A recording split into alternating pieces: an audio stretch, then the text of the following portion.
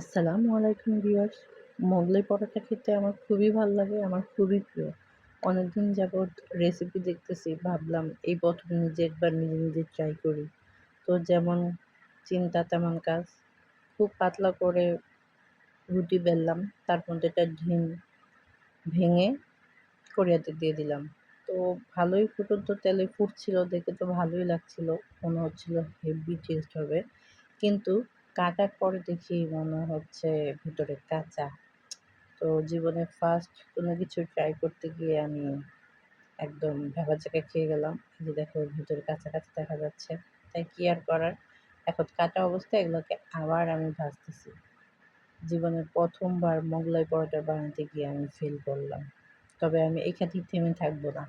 আমি আবারও ট্রাই করব। যতদিন পর্যন্ত না আমি মোগলাই পরোটা ঠিকমতো বানাতে পারবো, ততদিন পর্যন্ত আমি ট্রাই করে যাব।